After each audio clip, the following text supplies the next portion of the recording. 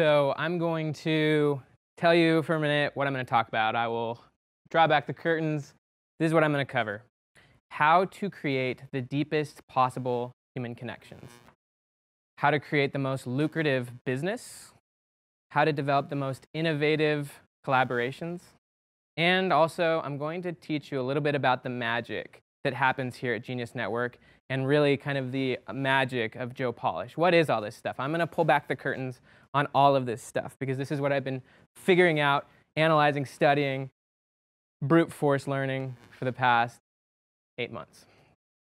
So in September 2017, I joined Genius Network. I went to my first 25K meeting.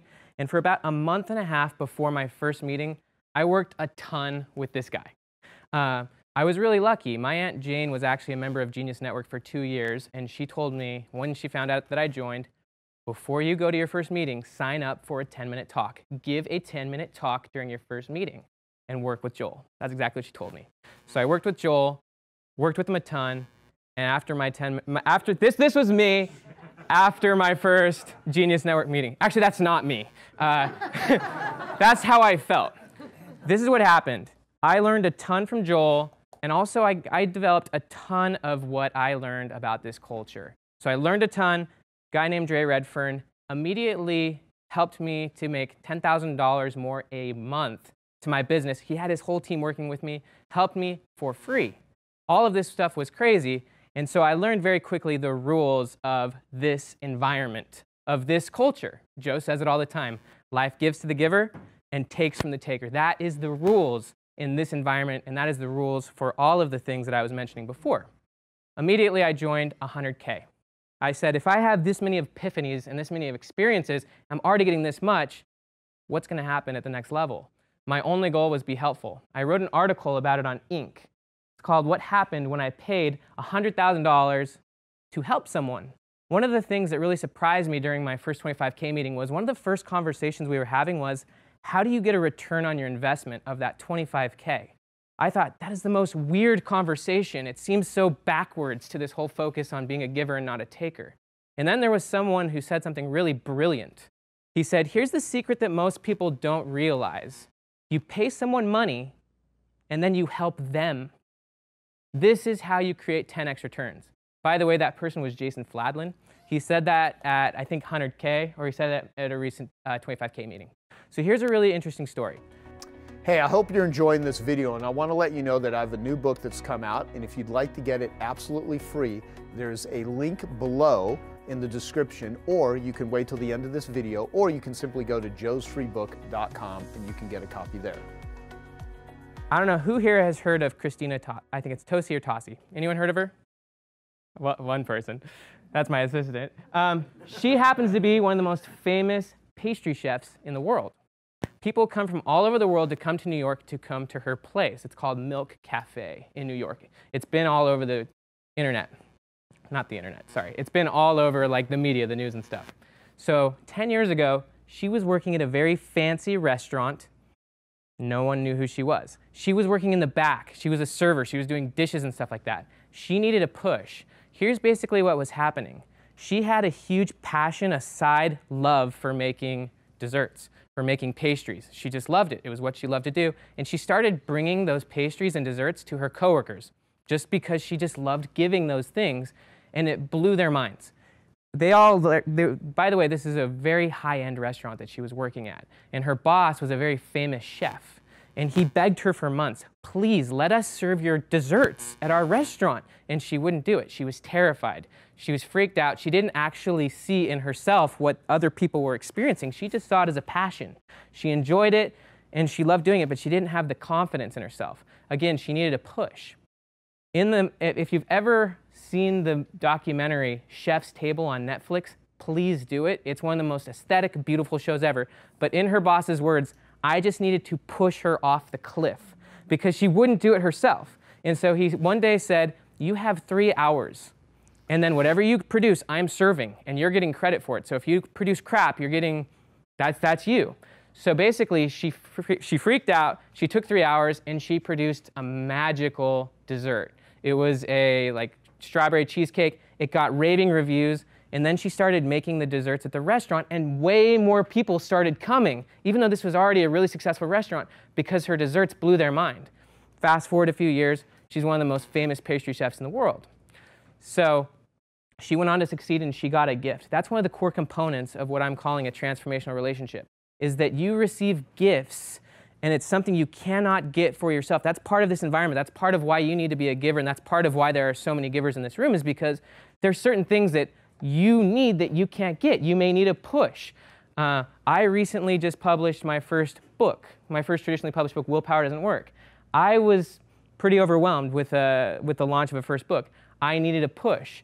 I had a mentor who gave me an enormous gift, something I could not have given myself. So Dan Sullivan, he has defined basically what are the key components of healthy, powerful relationships. And those are the three components that I consider the core essentials of transformational relationships. Basically, there's giving, there's gratitude, and there's growth. If you're not giving, it's not a transformational relationship. If you're not experiencing gratitude, you're not experiencing it because you're probably not giving. You're not appreciating what you're getting. If it's a transformational relationship, you are receiving abundantly, and you should just be blown away and humble. And if you're not growing, if you're not being pushed, if you're not transforming, then it's obviously not a transformational relationship. In transformational relationships, there's no keeping score. There's no tit for tat. That's purely a transactional relationship. That's what we're talking about here. And again, that's not where the most growth happens. It's just giving, being humble, being blown away, and being grateful. Also, if you want to create transformational relationships, you have to be the one to initiate it. You've got to discover how to give, what people need, how to be useful. And you can't wait for others to do it for you. You just can't. So one other comment is just obviously you cannot do this on your own. There was a very famous philosopher. He once said something that really gets me every time. He said, self-made is an illusion. There are many people who have played divine roles in you having the life that you have today. Be sure to let them know how grateful you are. That philosopher was Michael Fishman. And that is one of the things that I have probably quoted more than anything else.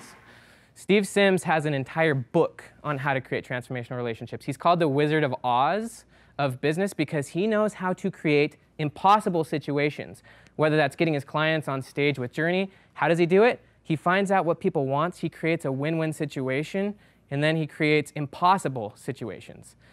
Dan Sullivan talks about impossible. He talks about going 100x. We talk about making a 10x investment or 10x return on your investment. Dan Sullivan's like way above that. He's talking about how do you go 100x. The only way to do that is when two givers come together who are operating in their unique ability, and they come together and they create transformational collaboration. It's where the whole becomes fundamentally different from the sum of the parts. And what's freaky about transformational relationships is that you don't actually know where they're going. With a transactional relationship, you know exactly what you're getting. And if you're not getting that, you're out. With transformational relationships, there's a lot of risk because you don't actually know what the transformation is going to be. Genius Network and Strategic Coach is an amazing example. Here at Genius Network, this is basically the purpose. It's to bring a bunch of givers together in their unique ability and to create transformational relationships. Again, what are the rules? Life gives to the giver, takes from the taker. We've heard Joe say it, and it's exactly what works. So here are some questions I have for you. Have you 100x'd your investment? How many transformational relationships do you have? Do you initiate? Do you give? Are you radically humbled and grateful? Are you growing? How much are you actually growing? How much are you pushing and how much are you getting pushed? One of my favorite authors is Seth Godin. One of the things he said is art is a personal gift that changes the recipient. The medium doesn't matter, the intent does. Art is a personal act of courage, something one human does that creates change in another. So my question is, are you an artist? You may think of yourself as a businessman or something, but are you an artist? Like Tim Paulson, and by the way, he has an amazing picture on that other thing. Joe Polish, we consider Joe a marketer or a connector. In my opinion, Joe is an artist. He creates art as a personal gift that changes the recipients. Transactional relationships don't change you. They're not gifts. There's no gratitude required. They're status quo. Transformations are where artists come together in their unique ability. They give their greatest gifts, extremely generous. There's growth. Here's my call to action. Create more transformational relationships, even more. You guys would not be in this room if you didn't have any. Create them more in your personal life. Create them with your clients. Give, give, give so much that it blows their minds. And then create them here at Genius Network. It starts with you. Again, it starts with you. Hey, I hope you're enjoying this video, and I want to let you know that I have a new book that's come out, and if you'd like to get it absolutely free, there's a link below in the description, or you can wait till the end of this video, or you can simply go to joesfreebook.com and you can get a copy there. Well, welcome. So what's this whole 10 times thing? I'll start with that. Like, what is this? Yeah, I mean, what is that? Or anything you want to say. I don't know. Start. Yeah. This came up, first of all, from strategic coach experience. So we started the program in 1989 for entrepreneurs. And so around 95, so we had about 6 years, I started having examples in the clients that I was dealing with that they had gone 10 times. And what was interesting wasn't the result 10 times, but the kind of thinking, because it was a challenge. You know, it's a challenging thing to have suddenly a 10 times increase. And this is revenue. I mean, we're talking about revenue. So I put together a thinking tool, which was called the 10 times mind expander, because I find if you have a 10 times result, but your mind hasn't expanded, Right. it's destructive. You know, it's destructive of how you think about things. It's destructive about your relationships. It's destructive about a lot of things. Okay, so it's actually that it's what you do with your mind as you have that time of growth. So that's really where it started. Wait, what year did the 10 times mind expand? 96, I think it was 90. So a year before you came. Yeah. I started in 1996. You know, it's really interesting that you say that. I mean, I'm just thinking of this right now. Is that when I first filled that out, my brain at the time was telling me that's bullshit. I mean, I'm not going to go 10 times. I mean, because I was still in that rugged individualist mode, trying to do everything. I didn't have any real concept of teamwork and all of that. And it's interesting that you know, because that brought me back. I mean, we didn't have this discussion prior to, this is all like stream of consciousness right now for me, but just thinking about the resistance that my brain had to that concept initially, but that was before I filled it out. And then when I filled it out and started thinking, you know, because the brain cannot avoid a question, right? It starts making you really explore, well, what would have to exist in my life or not exist in my life in order for that to be a possibility, which is exactly what I would like to have happen with everyone here today. And many of you have already done this, you're already there. It's just, now how do we 10 times that, right?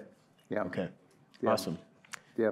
So let me ask you this first, Ben. Like, you are now translating a lot of Dan's thinking and concepts in the books, putting it out into the world.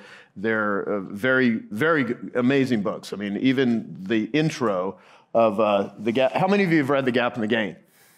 Okay. The intro, it's so good. So in the process of doing this, what has this been doing for your thinking? Because you have, you know, you've gone through, I mean, you've had a crazy couple of years. I mean, instant kids like instant oatmeal and, you know, writing all these books. You were at one point the #1 writer in the world on medium.com. You've totally transitioned and have a different thing. So you've completely have, you know, I've seen so much growth in you even since, you know, you first joined Genius Network and just everything going on. So what's it like to? Well, one of the reasons, and sorry for my voice, but one of the reasons I like 10 times is for this very reason, that when you're at 10 times, it looks fundamentally different, whereas 2 times, you're just trying to do more of the same. And so when I first joined Genius Network, it was all blogs. I was starting my first book, whereas at 10 times, it does look fundamentally different. I'm no longer writing blogs. That makes absolutely no sense in this situation. And so I like that 10 times creates transformation. But as far as working with Dan, one of the things I love, so I actually choose the books. I was the one who chose Who Not How, and I really, first time I ever read The Gap and the Gain, it just changed how I saw everything. And I knew Who Not How would be first, but I also had listened to Dan's talk, 10x is easier than 2x, and I think that we'll explain more of why that's true, but I was asking Dan, after Who Not How was in place, which book makes sense to go next, Gap and Gain or 10x? And his response was, well, there's no point in helping people go 10x if they're going to stay in the gap all along the way. And once you get up to 10x, why stay in the gap? And so it's a fun collaboration, honestly. It's very much a free zone. I think it makes life easier. I am in my unique ability, and it encourages me increasingly to go into my unique ability. So as one example, this is the first book where I've actually gotten a ghostwriter to write this book. I'm applying more who, not how. One of the things that Dan talks about is never show up without a team. And I'm increasingly showing up in every situation I have with a better team. And so even with this book, in order for me to go 10x, I need to make my life easier. And it's amazing getting this writer who has written 30 books. She's a much better writer than me, and it makes my life so easy, and all of my stress is gone. And so I love learning, and so it's a beautiful, fun collaboration, a lot of freedom. Yeah, that's well. Let's define a couple of things too when you guys say it, because a lot of people here that are in strategic coach understand coach talk, right, in the terminology. But what does free zone mean? How would you define that? Well, another thing that I notice clients as they've really become successful, actually, not so much that they've become successful, but they've really become freed up their time, their money, their relationship, and their purpose. They stop competing. It's just something I noticed. They stop competing, and what they're looking more for, where it's not about cash anymore, it's about other people's capability. Yeah. Okay. So I write a lot. Actually, when I was 70, I said, you know what a really neat project would be is to write 100 books in 100 quarters. Okay. And they're small books. Anyone who's seen our books, they're about 60 pages. And I'm just trying to think. It was Barnes & Noble was one of the big stores. I can't think of what was the other. Borders? Borders had a survey of ebooks, and so ebooks for the first time actually gave publishers a way of measuring when someone started a book, how far did they get in the book? How much, if you bought a book, you got a best-selling book, but hardly anybody's read more than 10% of the book. Okay, and so what they discovered is that if a book is over 200 pages, 3% finish the book. This is nonfiction. This is not fiction. Fiction, if it's a good story, everybody finishes the book. And then if it's 100 pages, only 10% of people finish the book. But if it's less than 60 pages or less, 80% of the people finish the book. So I said, I'll just write books that are copy-wise, less than 60 pages. And a lot of people, if they have a book they've been working on for 20 years and it's got 25 chapters, they would have been better to produce 25 little books. Take a chapter, make it a book. Take a chapter, make it a book. And especially for entrepreneurs, because you're not writing the books for the money. You make your money with your business. The books are a marketing strategy. So I've done that in 30 quarters. I've written 30 books. And what it does, and I didn't realize the value of doing that, but it gave, when a capability like Ben came along, and I met him at my very first 100K meeting. Yeah. And Ben came over and he had a break and he sat down with me and he said, I notice you write a lot of books, but you don't write for the popular market. And I said,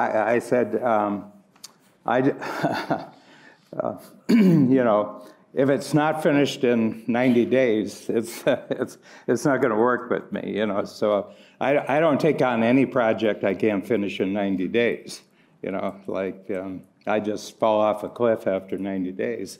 And I'm sure not going to attend any meetings, and I'm sure not going to deal with a publisher. And he said, well, I know how to do that. And he's got a great style. I mean, he just has a beautiful, beautiful public reader style, major market style. So when he sat down, something clicked in my brain, and I said, I think this is good. And I think, I don't even know if it was a handshake. I don't even know if you brought me an impact filter the next morning. Yeah, and I Here's kind of success. said, yeah. And But the way we did it, and this is a way of thinking about 10 times, how we put the collaboration together, because you couldn't hire Ben. There's no way of hiring Ben, okay? You can't get this kind of talent by hiring them, okay? And we don't have that kind of talent inside the company, what we're looking for right here. And so he knows the entire territory, and he knows all the other people who can supply the capability that he doesn't know about. I don't know any of that stuff. Hey, I hope you're enjoying this video, and I want to let you know that I have a new book that's come out, and if you'd like to get it absolutely free, there's a link below in the description, or you can wait till the end of this video, or you can simply go to joesfreebook.com and you can get a copy there. So what I realized is that at the level we were operating with Ben, and then the other great collaborator on the project is Tucker Max. And Tucker, you know, Tucker is the map maker for the publishing world. He really knows his stuff. And so originally we thought Ben's agent and publisher would be it, and that turned out to be not true. So we were at a Genius Network meeting, and Joe had it on publishing, and Ben was there for obvious reasons, and Tucker was there for obvious reasons, but Reed Tracy from Hay House was there. And I remember I walked into the room in Tempe. I walked into the room, and Reed was sitting there, and I said, "Hi, I'm Dan Sullivan." And he said, "I know who you are." And he said, and he introduced himself, and he said, "I followed your stuff for years, but you don't write major market books." And I said, "Well, that might change." And so Tucker and Ben took Reed out that night, and they essentially had the deal by the end of dinner for one book. And then as a result of the really fast start of the first book, Tucker and Ben worked with Reed, and so we have a 10-year, 10-book contract, and Ben determines every year what the book is. Yeah, I think one... No, but I want to tell you this. So people say, well, what's the financial deal? And I said, well, with a book, there's an advance and there's royalties. And they said, so how do you split it? And I said, well, it's real easy. I have a real easy split. It's called 100% zero.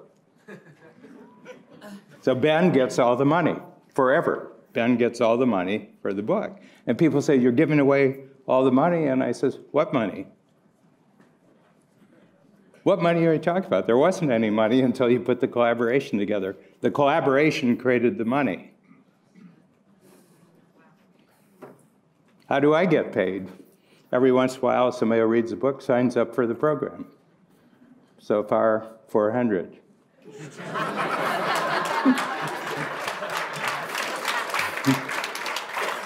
Average lifetime value, $40,000. Tell them your goal for 2024, but then I want to share a thought on Free Zone. Yeah. Did you want to share your goal for 2024 or no? Huh? About the books. Yeah, go ahead. Well, he said he wants 1,000 people in strategic coach in 2024 through the books. Yeah, 2024. So, you know, it grows because when you have a book out there and you put out a new book, the new book sells the book that's already out there. Books sell each other. You know, I mean, you know that from fiction. Right? The best marketing of your last book is your new book. Yeah, yeah. So, so anyway, I mean, it's an interesting thing because we know how to make money. Ben knows how to make money. So if you know how to make money, it doesn't have to be about money. But capability, acquiring, you know, you can increase your capability by 10 times, and the IRS doesn't know it.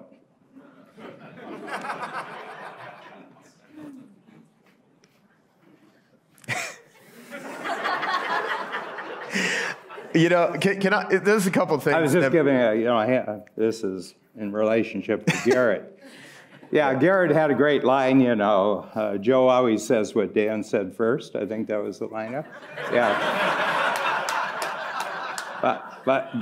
But Dan doesn't say anything that anybody hears unless Dan knew Joe. So... Thank you.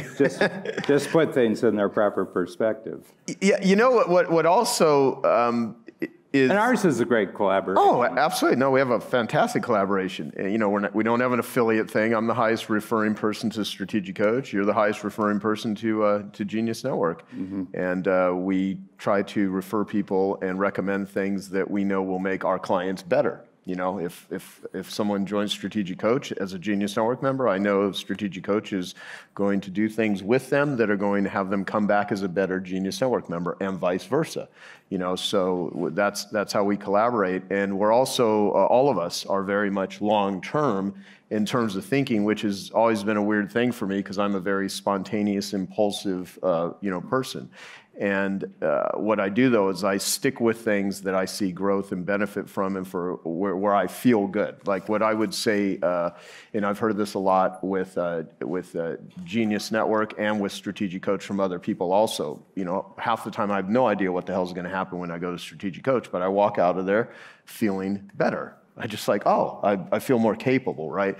And I want people to walk out of here feeling more capable. Like, how many of you feel more capable, to use Dan's words, direction, confidence, capability, and clarity? How many of you feel more of that today than you did yesterday morning, right? So when you put yourself in those environments all the time, that's many of the reasons why we read certain books or we meet with certain people is to do that. And the collaboration between you and Ben did not even happen until you were 7 or 8 years into Genius Network, right? Because you started in 2010. 11. 2011, yeah. 11, yeah. So, you know, the thing is, what pains me is when No, it is 10. It was November of 10. Yeah, because I remember we shot a video in 2010 with a group of us, and at one of the first meetings you came to. And so the point is, like anything that you want in life, it's going to just be more effective if you go deep versus going shallow. And the problem is so many people, let me go to this mastermind or let me go to this seminar, and if it doesn't just hit me exactly, you know, I'm going to... So one of the funniest things, two things that were very insightful when I started Genius Network to go to this 10 times thinking and stuff, is that I discovered that I did not expect is how many... Because most of the clients I targeted this to in the beginning were information marketers. We're a lot of marketers. And I've done my best to bring in the best marketers, but also distance myself because some of the greatest marketers in the world are the biggest con artists.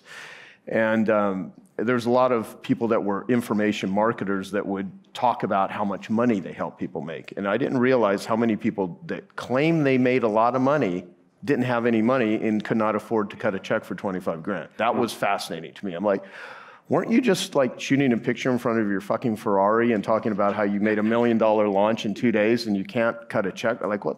Then you're completely bullshitting people about what you're actually doing. That was the first insight. The second insight is there are just as many rich seminar junkies as there are wannabes that just bounce from one event to the next, and they have money, but they just don't stick with anything. They're very promiscuous with their pursuit of, you know, they don't like monogamy when it comes to groups. You know, let's go to this group and this group. And if you're in like 400 different groups, I mean, how deep can you go with any of them, right? So part of it is, and different groups resonate for different people. I mean, I think we've referred more people into different groups than any company that has a group, right? Because some things resonate with different people for different reasons. But the thing is when you find something that's good, go deep with it. And there are times, because I want to talk about what do you have to give up, if that's even the right word? I mean, what's the sacrifice? Because there are times in this journey all the time, and you all know this, where your business is kicking ass, and then a pandemic happens. Then your spouse dies. Then you have an employee that rips you off. There's some regulation that's made, some vendor. I mean, there's a million different things that are going to throw you off. And I think the group you go to, the people that you know, success, in my opinion, is not how much more shit you've learned. A lot of it has to do with your tolerance for bullshit. Like the same treadmill of shit, you know, that I was dealing with 20 years ago, it's actually 10 times is amplified tremendously. So the treadmill of shit has never stopped.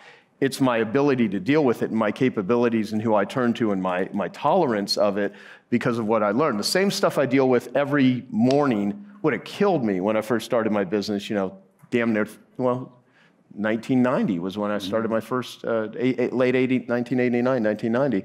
And so, and I'll tell you, your thinking was the biggest accelerator for me. I mean, I came into strategic coach in dealing with one of the most personal crises I ever dealt with. I was,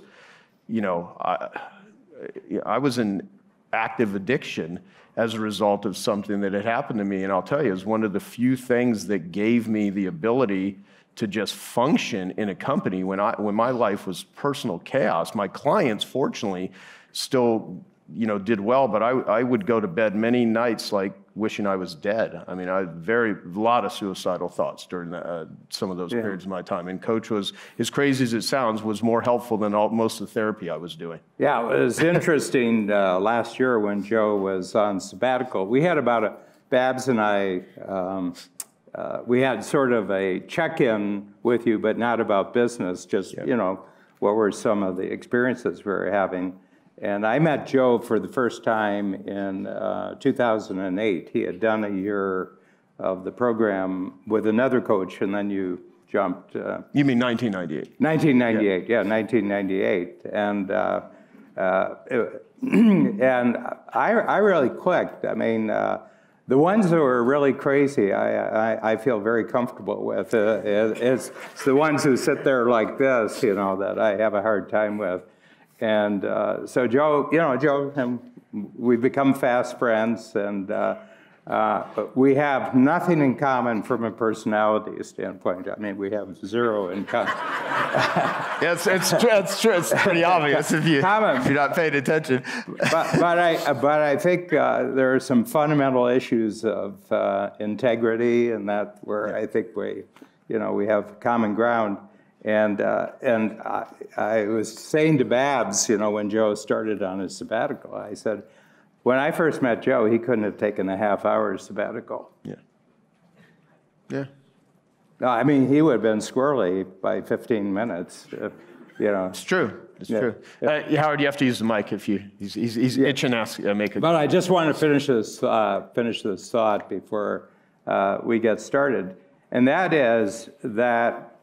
It was a beautiful thing to watch last year of just checking in with Joe every month and then actually fully participating in the 100K program during that time. And all sorts of talents just rose to the surface in two ways. The team just got really, really great last year. So the capability you have in your team has been multiplied. Yes. Over the last year. Very. And the other thing is you found out there were other people who could totally facilitate meetings. And Howard is one of them.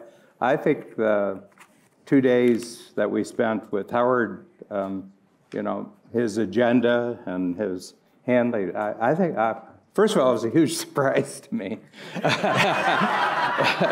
I said, Howard? And it was just beautiful. And, it was packed filled with really, really interesting people, including his cousin, who's Abraham Lincoln, well-known, worldwide known Abraham Lincoln expert. So it was really, really, really great. But when you see that, is that without working over the last year, you had two massive capabilities develop. But it was because of who you were over the previous 20 years that those capabilities developed. No, totally. And that's one of the best things that came out of the sabbatical is the fact that I heard you say it. I heard other people talk about it. I'd go away for a little bit, but I never, take a whole year. And you don't realize how when your team, you don't know how good your team is until you leave. Yep. And I mean really leave, not just there to check on them. Until they can't call you. Yeah. So until you can't rescue your team, you don't know how good your team is. And Eunice is an example who's in the back here. She has, next month she'll have been with me for 27 years. And Eunice is amazing. I mean, Eunice is amazing, and I didn't think she could do what she was able to do last year until I left. Her capabilities massively increased. It was incredible. Well, that's actually one of the biggest keys to 10x. Yeah. Is own freedom of time. Yeah. Right. It is about freedom. Ultimately, for me. Well, but freedom of time. Yeah. Like most of the people who I've seen go 10x, often it's working 50 to 5, and then freeing yourself up. Yeah, yeah. So we're here in New York. We're going to talk about your new book, which is Thrive. Look at this. You need to get this immediately. The third metric to redefining success and creating a life of well-being, wisdom, and wonder. So this is your 14th book. Yes. Why'd you write it?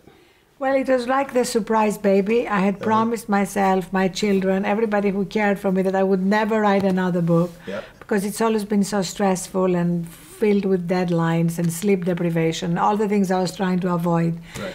And then I gave a commencement speech at Smith where I talked about the need to redefine success and move beyond the first two metrics of money and power because so many people, including very successful people, were just completely burnt out. Mm-hmm. And instead of finding happiness in success, they're undermining their health, their relationships, etc. The same happened to me, incidentally. So I was suddenly inundated with all these offers to write a book, and my agent who had to sell it to me first, and finally he did. And I promised myself I would write it in a different way, and I did. It was a book which I wrote without the same kind of sense of stress and pressure that book writing has had for me before. So at least I proved to myself that it can be done in another way. Right. Okay, so you're literally wanting to redefine the definition of success because you basically say in the book, and you talk about this in your third metric, conferences that people can find online if they just look for it, that the definition that we currently have, that people that look at money and power is what success is, and you're saying this is wrong and it's destroying people. It is, and we have the evidence to prove it. We have 75% of healthcare costs in America are because of preventable chronic stress-related diseases. And I'm talking about heart disease, diabetes, high blood pressure, etc., etc. And women are particularly susceptible to it because we internalize stress differently. Mm-hmm. You guys are better at handling it than we are. So women in stressful jobs have a 40% greater risk of heart disease and a 60% greater risk of diabetes. So I call this the third women's movement. The first was to give us the vote. Mm-hmm. The second was to give us equal access to every job at every level, equal pay, etc. And it's still an ongoing process. We're not done yet. Right. And the third one, though, which is absolutely urgent, is to make sure that we change the world in which we are competing. Mm-hmm. Because it's not working for women, it's not working for men, it's not working for polar bears, it's not sustainable. Right. And we're all, in some way or another, paying a price. I start the book with my own wake-up call. Yeah, talk about that, when you literally collapsed in 2007. I literally collapsed in 2007 and hit my head on the way down on my desk, broke my cheekbone, got 4 stitches on my right eye, and then nobody knew exactly what was wrong with me medically. So, I found myself going from MRI to echocardiogram to test after test. And doctors' waiting rooms, it turns out, are good places to ask yourself the big questions. Right. What am I doing? Right. What is a good life? Is this really success? By conventional definitions of success, I was successful. I was on the Time 100 list, and I was on the cover of magazines, but by any sane definition of success, I was clearly not successful. Right. So that's what started me on this journey. That was April 6, 2007. Do you think someone needs to have literally hit bottom or one of these, do you see people typically change without having a heart attack or having some sort of major breakdown? I think yes, when the culture changes. So that's why I'm an evangelist for this now. Mm-hmm. I want people to change, and I believe there is a collective longing to change without having painful wake-up calls, often much worse than mine, often life-threatening wake-up calls. And that's why I believe that by putting together three things: my own personal journey, the information about how the world is changing. I mean, 2013 was the year when we had the coming out of CEOs, not as gay, but as being meditators. Right. Literally exactly. had Mark Benioff of Salesforce and Mark Bertolini, the CEO of Aetna, the third largest health insurance company in America, who came out and said that after he broke his neck during a skiing accident, and after being hooked on narcotics, he discovered meditation, yoga, and acupuncture, and it transformed his life, immediately made them available to his 49,000 employees, and then brought Duke University in to study the results. And they found a 7% reduction in healthcare costs and a 69-minute improvement in productivity a day. Wow. So that was my huge. the second sort of thread in the book. What are people doing that is advancing our lives in terms of thriving and not just succeeding? And the third one is all the scientific studies. There have been amazing scientific studies about the importance of sleep on our health, our productivity, our creativity. Practically every university now is having a sleep division. Of meditation, on our creativity. So this is not like a trade-off. It's not like we're saying, be serene and peaceful and check out of life. On the contrary, what science proves is that the more we actually connect with our own center and our own essence, the more effective we're going to be in the world. Right, right. Well, I got to show you this too. Like, here's the original uncorrected proof copy that I got of Thrive, which I read cover to cover, and I've got just notes all over it everywhere. Right? Oh, that means so much. Thank you. And so what I wrote after reading the whole book, I had that song, Looking for Love in All the Wrong Places. I wrote that up here, and I was like, that's kind of, to me, is where people they're looking for this connection through overwhelming work. And I say this from experience because as a driven, neurotic entrepreneur who has pursued money and power and success, and all with, value creation. I mean, I've thousands of happy clients. We've done a tremendous amount of good work in the world, but the sacrifices that I and almost all successful people that I know, quote unquote successful, if you really like what is success, what I really like about Thrive is you make people, just by showing them, I mean, is this really success? I mean, is losing relationships, is losing your health, is not getting enough sleep, is it worth the money and the power? I mean, you can't really win if that's the only thing there. And so you've really created a blueprint on how to win, but it's looking for love in all the wrong places. I love that. It's so true.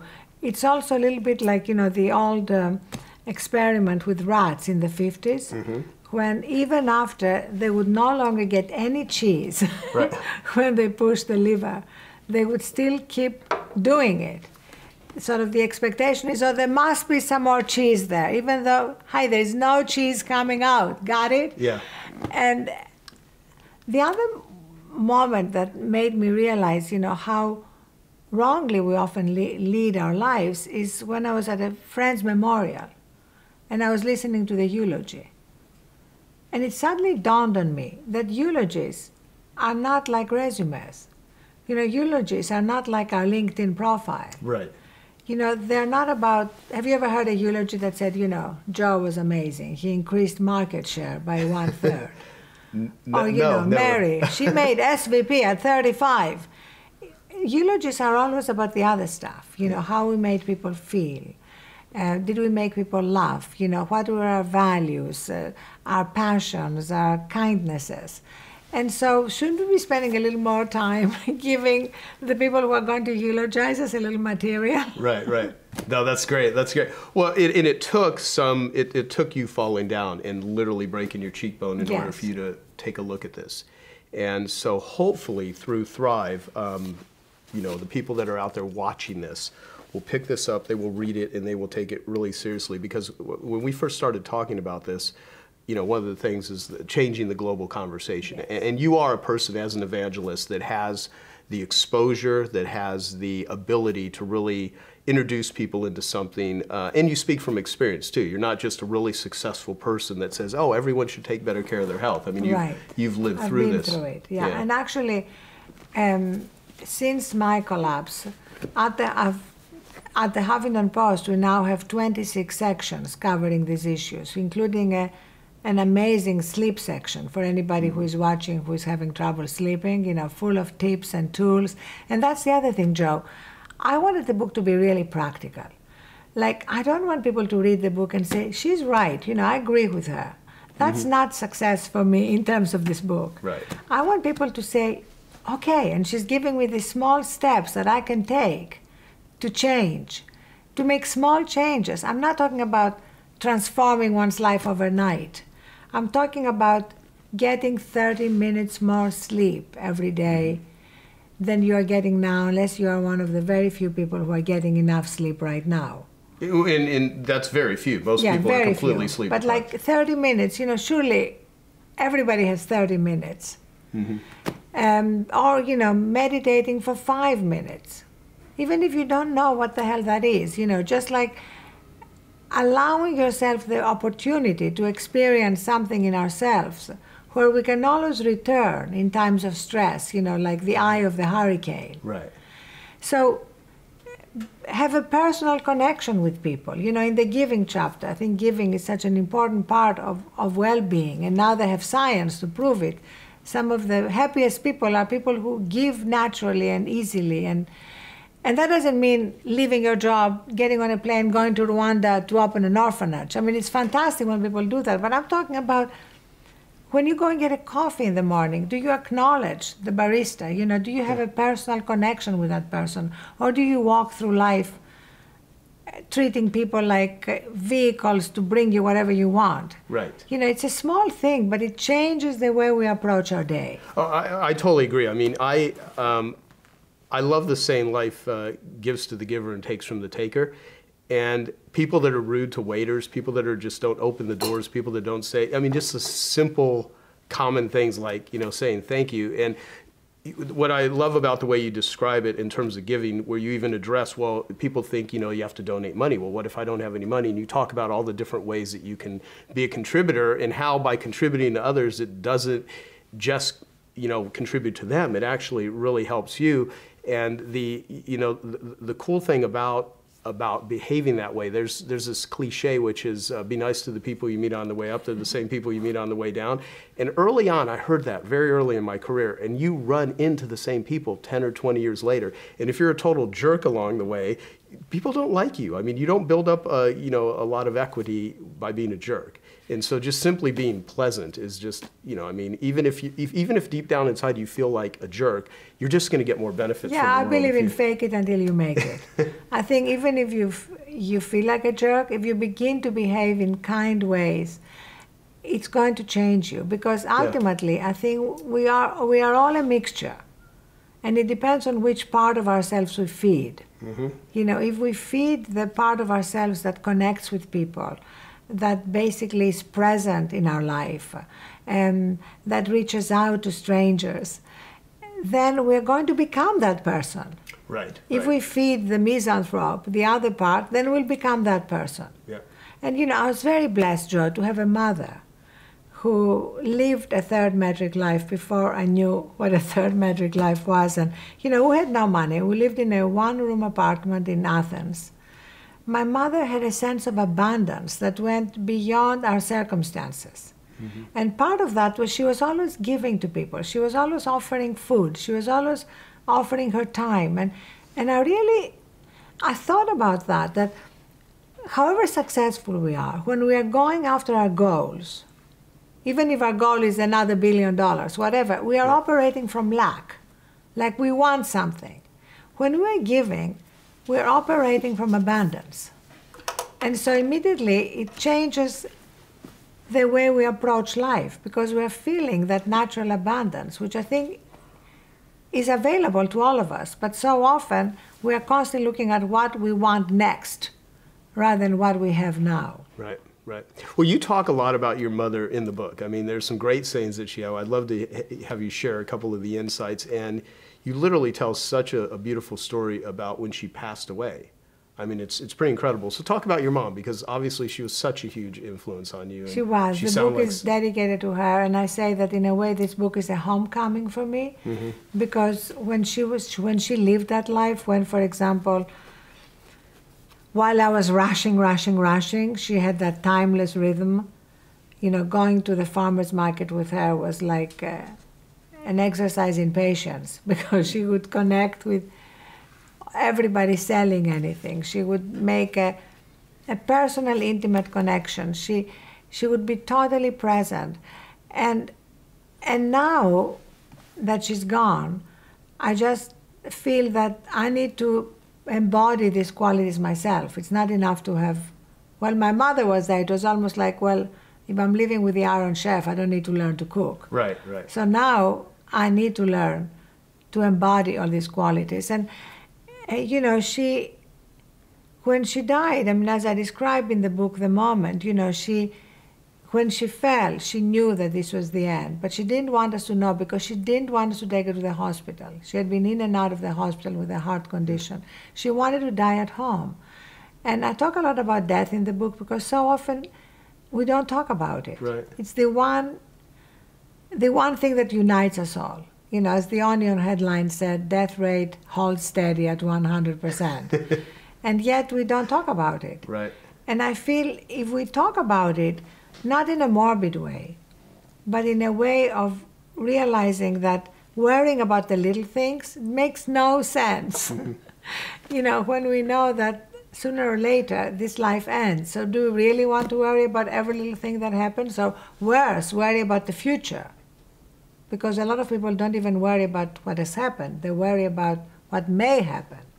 Yeah, and I love, you know, Montaigne, the French writer, who said there were many terrible things in my life, but most of them never happened. Right, right. Well, you know, why do you think overwork and burnout and lack of sleep are really viewed by a lot of people as a badge of honor? I mean, you know, why does that exist? It's become a cultural thing. Because I think our culture is fueled by this idea that in order to succeed, you have to work 24/7. And when you're very busy, it means you're very important.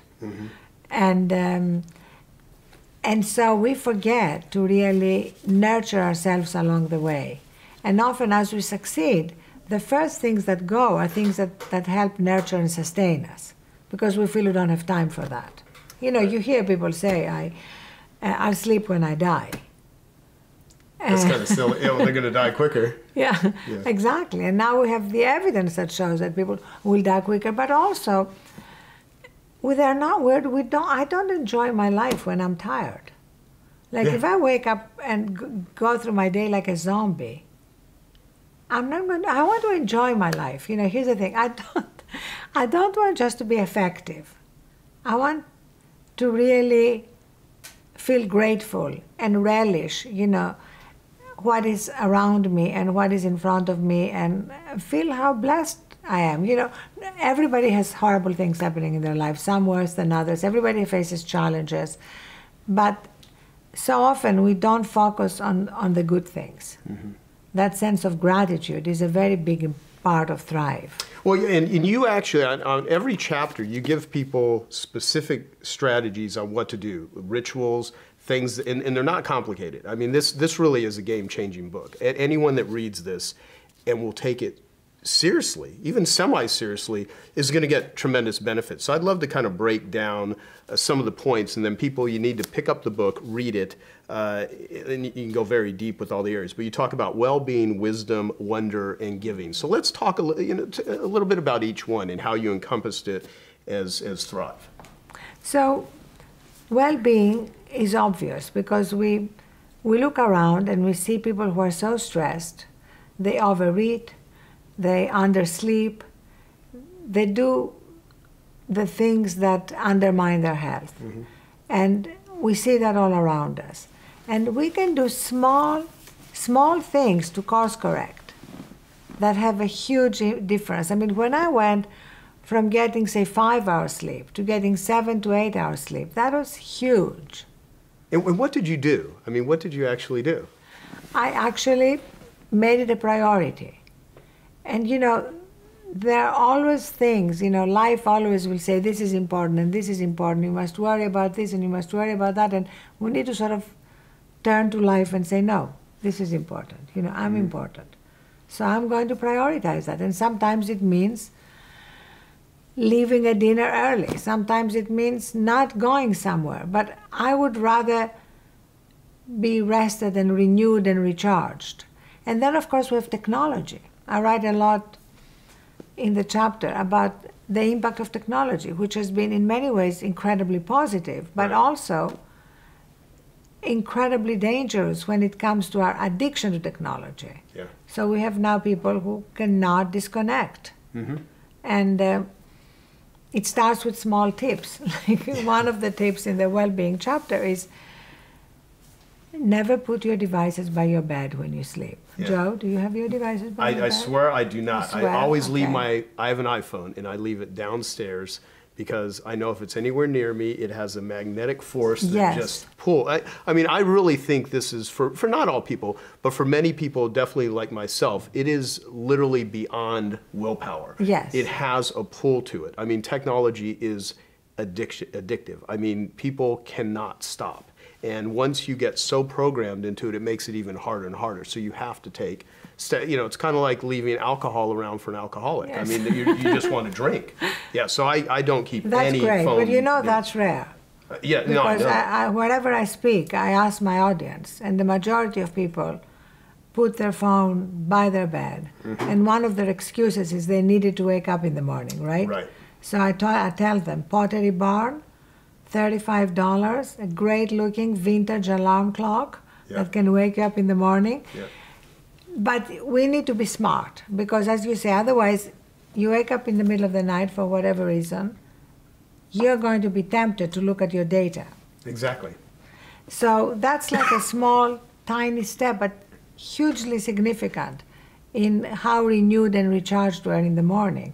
In the same way, when you wake up, can you just take 5 minutes before you go to your iPhone? Just 5 minutes to sort of set your intention for the day, to just gather yourself. The iPhone will be there. Right, exactly. Yeah, well, and one ritual, which I did an interview with earlier today, is I started doing transcendental meditation. Great. Starting last year. And so now, most mornings, I will do it first thing that I do when I wake up. Unless I just can't get it in, then I'll, Do it later. Yeah, later in the day. And that's another very important thing. On this journey, let's say you say most mornings. On the morning when you don't do it, here's what is important: not to judge yourself for not doing it. Yeah. Because that's the vicious cycle people get to. They start like good new habits, and like all of us, we're not 100% there. And then we judge ourselves. And judging ourselves is one of the most negative, toxic things we can do, because, of course, it immediately translates to judging others. Yeah, exactly. So just accepting that we are imperfect human beings and we'll do the best we can, and if we missed a day today, we'll do it tomorrow, etc., etc. Well, what's interesting about that is that probably the people that drive themselves the most also are the most self-critical. Yes. They're the ones that probably achieve tremendous amounts, really think they're not achieving enough. And so they do judge themselves continuously, and it gets in a vicious cycle. That's very hard to I get call out. it the obnoxious roommate living in our head. That voice in our head that puts us down, judges us, tells us we're not good enough. And that's a voice that we all need to grapple with and learn to sort of put it in its proper place. Right. Like a child. Yep. Well, speaking of children, I mean, you have 2 daughters, which you're very proud of. What has this transition meant for your family life? How do you juggle all of the stuff that you've done and you've made this transition, and how has it affected your relationship with your family? Oh, it's been fantastic. It's been really modeling for them how they can lead their lives. They're 22 and 24. One of them is graduating this year in art history. And she's very, very much a type A personality. So it's very good for her to see, and she has internalized it, the importance of sleep, the importance of slowing down. And And my other daughter, you know, went through a very difficult time that I write about in the book, when she got involved in drugs in her last year at Yale.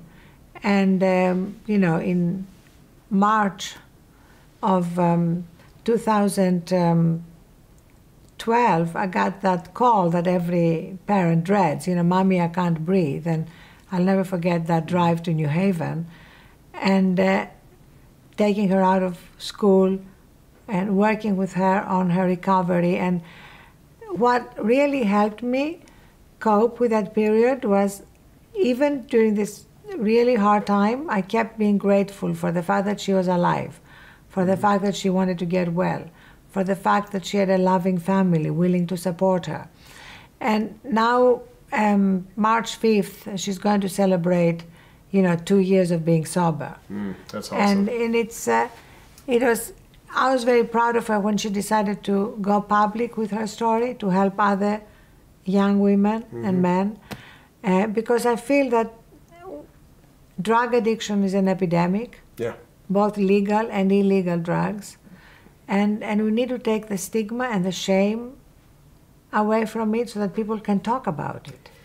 You know, I'll try to stop myself from going on a tangent here, but this is, you know, a really deep issue with me. I mean, I think I've shared this with you before, that when I was 18 years old, at my worst possible state, I weighed 105 pounds from freebasing coke for 3 months straight. So I was addicted to cocaine, and I looked like a skeleton. And I mean, I was very close to getting to where I would probably die.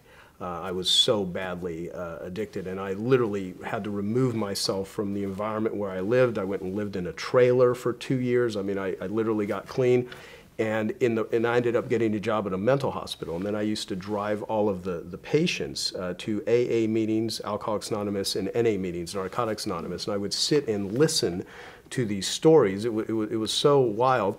And I created a great admiration for, you know, 12-step groups, because they've helped literally millions of people. But what some of the insights I got out of it, which is so much about what you talk about in Thrive, is the importance of connection, the importance of community. And Bill W., one of the founders of AA, had this great line where he said, "As alcoholics, we're trying to drink God out of a bottle." And that was such a profound statement, because there's people that are addicted to chemicals and drugs, then there's behavior, sex, gambling, food, workaholism, video games, which is, you know, electronics. I mean, it is truly an addiction. And even if someone's an atheist, I mean, just what people are trying to do is connect with something. Yes. They're just trying to feel better. And when you feel horrible, there's nothing wrong with wanting to make the pain go away. It's the mechanism you choose to do it. And so there's a lot of self-destructive things that people, you know, literally go to just to try to make this anxiety and this depression and this angst. And so your daughter coming out is huge. You talking about all this is huge, because there are people that are suffering from things that they are looking at all the wrong solutions for, and they keep working harder and harder, and that doesn't solve it. I mean, sometimes a gym membership and some more sleep will fix, you know, half your problems. I know, and as they say in AA, you're only as sick as your secrets. Yeah. So keeping a secret is one of the biggest problems. And if others share theirs and their own recovery, as you just did now, you know, it makes it easier for people watching to say, you know, I can change. Right. You know, I have that power in me. Yeah, and you really can. I mean, it is amazing what you can put your body through, and if you really are diligent and you take the right actions and you establish some consistent rituals, your life can absolutely transform. I mean, it really, and it can do it relatively We're so quickly. Resilient, much Exactly. more resilient than we think. Yeah. So let's talk about, you know, wisdom. Let's talk about wonder. Touch on those. So wisdom. If you look around, you see many leaders, you know, in politics, in business, in media, very smart, very high IQs, great degrees, making terrible decisions. What they are lacking is not smarts and intelligence, it's wisdom. And I feel we all have in us that place of wisdom, strength, serenity, but most of the time we don't give ourselves the time to connect with it. It's like a deserted, a neglected garden. And I think when we give ourselves the time to connect with our own wisdom, with that center in us, our life is transformed, because so often, I mean, when I look back at my mistakes, so often they're because I ignored little red flags or whisperings, or I missed opportunities that were right there, but I was too busy noticing them. So that's really something which I think would transform leadership in any area and our own personal lives. I mean, I love how you talk about coincidence in the book too. Yes, that's in the wonder chapter. Yeah, yeah. Which talk about that. Because as you said, whether you are a believer in a higher power, in God, in whatever, or whether you are not, everybody has a sense of something beyond our lives. We may not be able to define it, but what makes people connect with that often is just something as simple and trivial as coincidences. Because coincidences cannot be explained intellectually, and even if they're silly, people love them. I mean, people always come up to me and tell me, you won't believe what happened, you know. I saw so-and-so and I never thought they would be there, etc., etc. It all makes us feel as though there is some kind of design in the universe that we may not be aware of, but it's there. Yeah. And I think having some trust that there is a purpose in our lives is very important for our well-being, and it happens to be true. I really believe that. One of my favorite, I have a lot of poetry in the book too, because I think there's a lot of poems and pieces of literature that I have loved, and one of my favorites that I have in the book is from the poet Rumi, who said, live life as though everything is rigged in your favor. Because the alternative, which is living life as a victim, feeling, you know, hard done by everything, is just a very painful way to live. Right. Well, and on top of that, even if you are a victim, and many people are, it's like you say, you get no power out of it. You can't do anything with that. Yes. So just having the mindset that you actually can, you know, you can guide your own life, it gives you a much better chance of success. I have examples from people in concentration camps. I mean, you can't be in a more painful, suffocating environment. And there we have Viktor Frankl talk about, even there, the one power left to me was to choose my own attitude, to choose what I would feel and think. And that's a huge freedom that we all have. Yeah, absolutely. And so what I will say is that there are so many examples, and you also back up with data supporting everything that you are suggesting and recommending and highlighting in this book. So it's really great. So let's talk about giving. What do you mean by that? So giving for me is really the one pillar that sort of completes the infrastructure. Because I think we are meant to be giving creatures. And so when we give, it reinforces our own abundance. And it really increases our own well-being. And we now have a lot of evidence, a lot of science to prove it. And anecdotally, I know that so often when I'm with very successful men or women, the thing they want to talk about is something that they just did that made someone happier. David Letterman said the only time he's really been happy is when he's done something for people they couldn't do for themselves. Right. And again we hear the same story. It's real, it's true.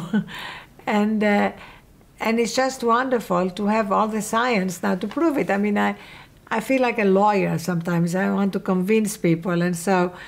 Well, you do have a debate background. I have a debate background, but even the biggest skeptics will have a hard time not believing this stuff when they see the overwhelming amount of research, a lot of which is very recent. Yeah. That is what is interesting. I mean, we are at a turning point. There is something in the zeitgeist that means that when we embark on this journey, we do have the wind on our back. How do you evaluate your own leadership performance? Yeah. Okay. So, so first I want to kind of dispel a really big myth that's out there. And that is that you could kind of hire out or, bring somebody in to do your leadership. right? That you could farm it out so that you can stay in your own unique ability. Okay, so here's the thing though. You guys chose business, and business is a team sport. And so even though you're going to have your type of business that's going to be your genius, you still have to be a good athlete. Like, you still have to learn how to do the leadership part. And how I think of leadership, especially if you want your business to grow, especially if you want your business to not be dependent on you.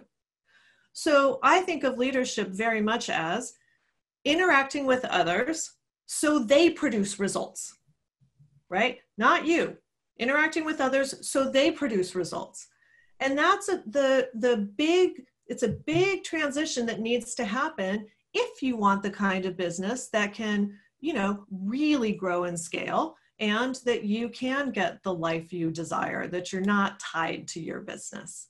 So then when I'm helping people evaluate their own leadership, that's what we're looking at, is like, are you leading in a way that your team, your leaders, your people can produce results with not too much of you?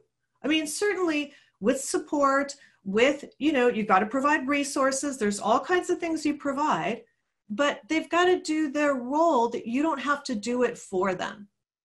So if you're not doing people's job for them, chances are you're doing a pretty good job with leadership. But if you are still stuck in the weeds, still, still feeling like my team isn't performing well, it's like, okay, you have a big responsibility in that, because that's your part. You know what? How often have you had to, if ever, this is going to be a weird question, and that's off the cuff, encourage business owners, entrepreneurs, leaders, or wannabe leaders, people pretending to be leaders, or people that are just kind of in that role because their creative mind developed this monster called their business, that they had to go get therapy, or they had to do something really drastic, because sometimes, you just have bad entrepreneurs. Yeah. I don't think of them as bad. I think of them as unable to control their emotional reactivity. Like, so if you have an entrepreneur that literally is too easily upset, is kind of either lashes out or totally withdraws and retreats, whatever some of those kind of self-protective behaviors are, if there's too much of that, then they can't lead. And so, so if there's too much of that, then chances are something is riding underneath that's causing that. And I'm not a psychotherapist. So that's not my part. No, well, so that'll be for another discussion. Although I might smuggle a few things in here and there, because I like talking about the crazy. Yeah. So, what are the top team frustrations, and how do you overcome them? And of course, you already know this, but intuitively, we have this list from all of our Genius Network members. So, can you speak to that? Yeah, and I'll summarize it. There's basically a top two, and it came out in this list as well as other times I've surveyed entrepreneurs. So the number one top frustration for entrepreneurs with their team is that their teams don't think big enough, that they're not strategic enough, that they don't see the big picture, and that when they're working, they're not keeping that big picture in mind so that they can further that, right? So that's kind of the number one thing, that entrepreneurs can't trust their team to actually drive the big goals, drive the results. So that's the first. The second big frustration is, I'm just going to lump it into productivity. Like, did they actually use their time wisely and get some really strong work done, move those goals forward, do the proactive things that actually are going to make a big difference to achieving those goals. So I think of those two things as the big frustrations. Great. Okay, so let me ask you about, what do the most successful leaders do differently with their teams that other ones do not? Yeah. Okay. So I think this is a great time for me to bring up my board, if that's okay. Totally. Okay. So by the way, you don't have to ask me permission to do stuff. I know you're super well behaved. Unlike Dave Asprey or Jim Do or certain people, you kind of have to, try to establish boundaries, but you're always good. So. Oh, it's funny. Okay, great. Can you guys see my whole board? I'm still pretty small on the screen. No, I can see it well. Okay, great. Okay, great. Awesome. So, okay, so here's the thing about leadership. Like leadership, you absolutely must have. Like these are the three things that that are the foundation of good leadership. And the first is, and this is what the best leaders do differently. The first is that good leaders, they really know how to communicate their vision, their goals, and their strategy to get those goals. Okay? So when I say communicate comprehensively, I mean so that the team really understands not only the vision of where you want to be in the future, I think of this as like your purpose, but the goals are what those look like today or this year. It's like, if your team doesn't understand, can't describe to you in really concrete terms what the goals are, they can't achieve them because they don't know what they're going for. And you'd be shocked at how many entrepreneurs, you easily could be one of them, don't have a good perception of themselves and what they describe, right? Like they're in themselves, they have a full, complete picture in their head. And they don't have a good sense of like, did I describe it so you could see what's in my head? Or did I just say a few words and assume that you would get it? And so people need to know, what are those concrete goals? What do they look like? And then the strategy part is basically, how are we planning on achieving these goals? What's important? Like if we are going to, double our revenue this year, great.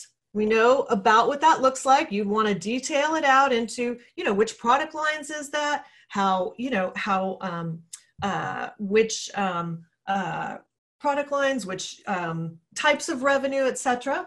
But then you're also going to need to break out the strategy for how we're going to get there. And in this case, a bunch of strategy may be about marketing when you're talking about revenue increases, right? So these three things have to be incredibly clear. And the way you know if they're clear or not is, can your team describe it back to you? Can they communicate it to an outside vendor or to their teams if they're a leader, right? Like this can't be a only one-way thing. It has to be that you have confidence because you've heard that they got it, that they know it. Okay, so that's first thing. Second thing is the leaders, competent leaders, have really strong self-leadership. And self-leadership is your ability to stay in a strong, thinking, non-reactive place, even under stress and challenge.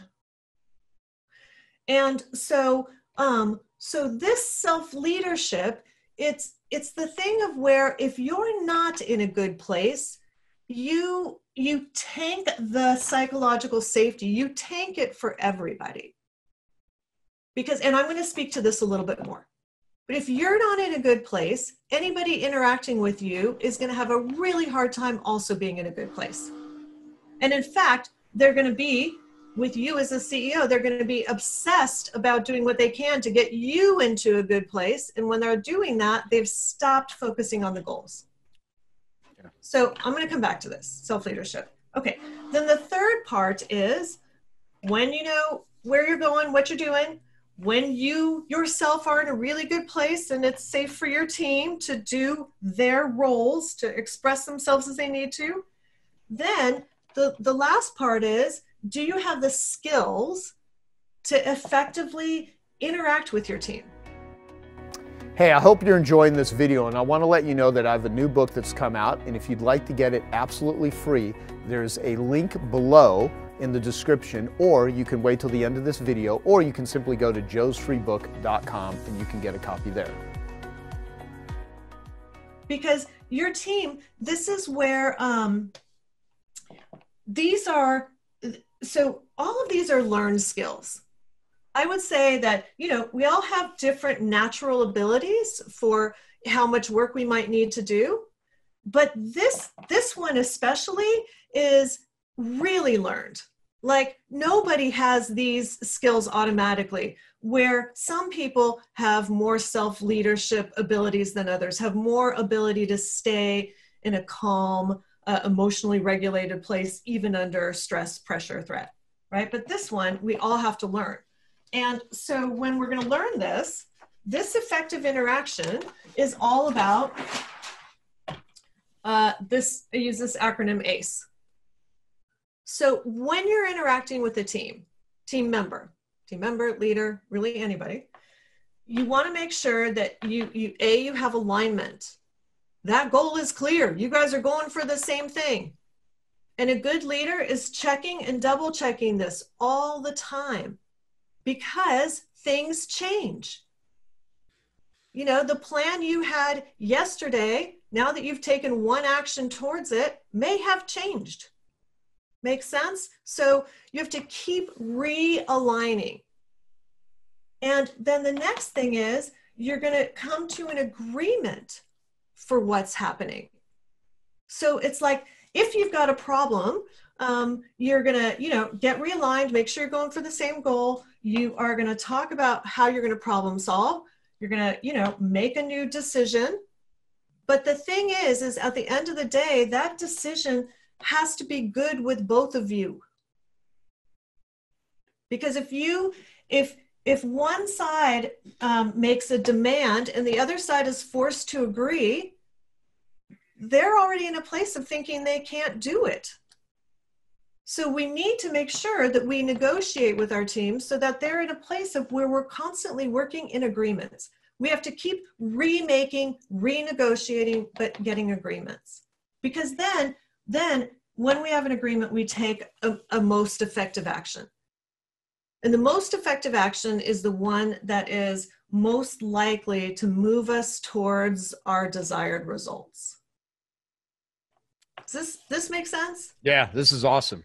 Okay, great. You guys, let me show of hands. Do you guys like it? Good. Yes. Okay, great. Okay. I don't think Jim understood it. Do you have finger puppets or something for Jim do? And I'm just kidding. I'm just picking on Jim. He doesn't really deserve that today. It's just me being sort of hurtful towards him, but Yeah. No, he gave some great advice this morning, actually. Yeah, he did. every quarter, he actually says something useful. That's awesome. Just kidding. That's awesome. I don't leave up on it. So, all right. Well, so Annie, yeah, you actually answered a lot of the questions that I was going to ask you. One of them was so let me say some of the things that I really, there's a lot of thought that went into, because I wanted to make this as useful as possible for everyone. So what is your process for working with thinking about entrepreneurs and their teams?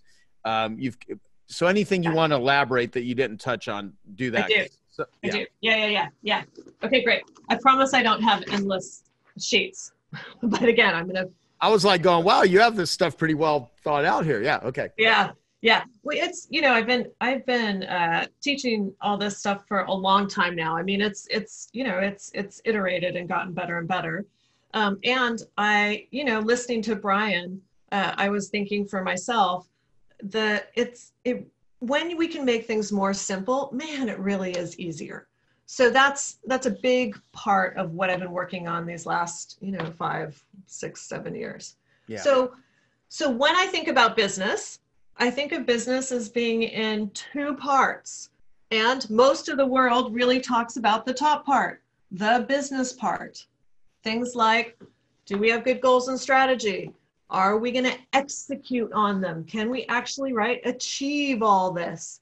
And at the bottom is the tasks, all the things we actually have to do to achieve the goals.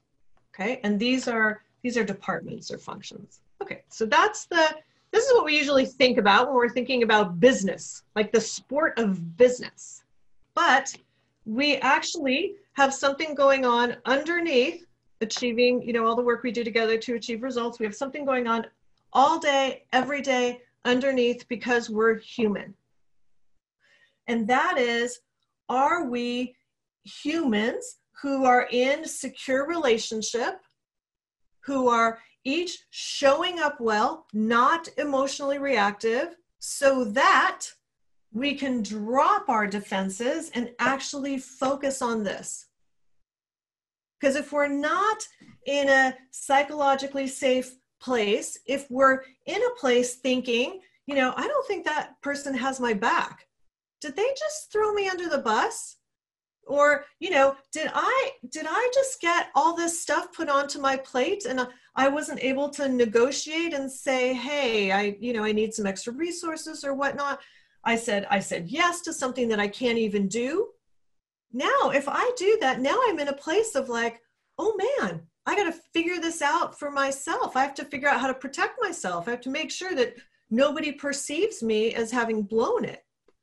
And when we're in a place of being self-focused, we're not business-focused. This is my big thing that I want you guys to understand, is that you're often working on all this part up here, but it will have zero results. Maybe that's a little bit exaggerated, but you know, very low results if this part isn't in a good place. Because people can't take it in. They're not doing that. They're focused on themselves. Of like, how am I going to make sure I meet the deadline? Not because I care about the goal, but I want to make sure I meet the deadline so that I don't get yelled at, or so the team doesn't think I dropped the ball. So I'll kind of do, you know, whatever, poor quality work, meet the deadline, but now I've messed up the entire team. Can you guys see it? Like, yeah. This is incredibly important. So when I'm thinking about business, I'm thinking about all these parts. And I'm starting with this part because we can't make any progress. People can't learn down here if they're in a bad place. Right. Yeah, you know what? I mean, my next question is, what does it mean for a team member to be a leader? How does that relate to responsibility? I mean, there's such a tie-in here. Absolutely. Absolutely. And you know what? I will put up my last sheet and then I promise to just talk. So here's the thing about a really strong team member is that they stay out of self-protection. And we need this for you too. And when I say stay out of self-protection, the easiest way for you guys to know what that is you're in self-protection if you have any of these behaviors going on. And really kind of inside yourself too, right? So if somebody's in blame, a lot of judgment. If they're criticizing, they're defending themselves.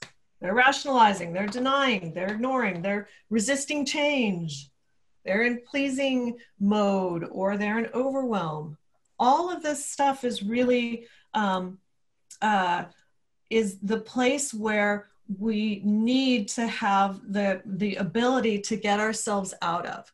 So I know several people here talked about in the survey, hey, I want my team to do personal growth. Right? Okay.